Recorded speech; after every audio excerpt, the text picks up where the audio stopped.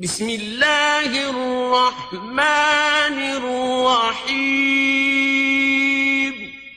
اللہ کے نام سے شروع جو نہایت مہربان رحم والا۔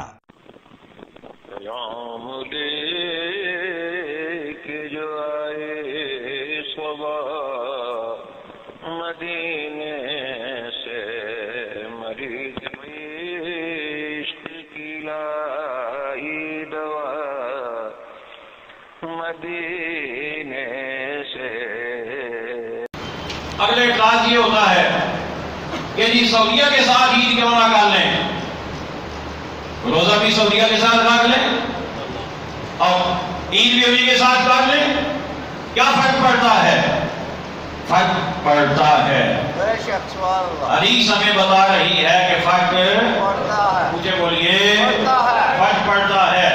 یہ سب میرے سامنے مسلم شریف ہے، اس میں سے آپ کے سامنے حدیث پیش کر رہا ہوں۔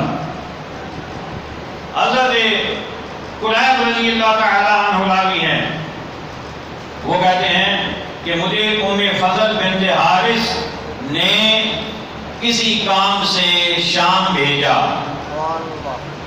کہتا ہے میں چلا گیا، میں شام رہا اور میرا کام جب تک نہیں ہوا مجھے وہاں رہنا تھا۔ کہتے ہیں اسی دوران رمضان کا چاند نظر آ گیا اور میں نے روزہ رکھ لیا۔ کچھ روزے رکھنے کے بعد جب میرا کام ہو گیا تو میں واپس مدینہ طیبہ آیا۔ جب مدینہ شریف پہنچا تو کہتے ہیں کہ وہاں میری ملاقات حضرت عبداللہ بن عباس رضی اللہ تعالی عنہ سے ہوئی اور ہم نے آپس میں گفتگو شروع کر دی۔ انہوں نے مجھ سے پوچھا کہ یہ بتاؤ کہ تم نے پہلا روزہ کب رکھا تھا؟ تو کہتے ہیں میں نے کہا کہ ہم نے جمعہ کی رات کو چاند دیکھا تھا اور اسی رات کو ہم نے تراویح پڑھی تھی اور پہلا روزہ ہم نے جمعہ کا رکھا تھا۔ بات سمجھ آ گئی آپ کو؟ کون سا پہلا روزہ؟ جمعہ کے دن کا۔ حضرت ابن عباس رضی اللہ تعالیٰ عنہ فرمانے لگے کہ ہم نے تو ہفتے کی رات کو چاند دیکھا تھا اور تراویح بھی ہم نے ہفتے کی رات کو پڑھی تھی اور روزہ ہم نے ہفتے کا پہلا رکھا۔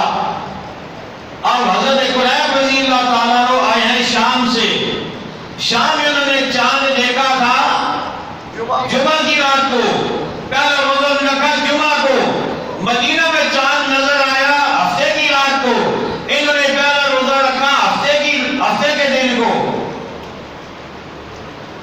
اب جب انہوں نے یہ بات کی حضرت ابن عباس رضی اللہ تعالیٰ عنہ نے، تو حضرت قریب کہتے ہیں کہ میں نے کہا کہ اے عبداللہ ابن عباس، کیا امیر معاویہ جو ہیں کیا ان کا چاند دیکھنا آپ کے لیے کافی نہیں ہے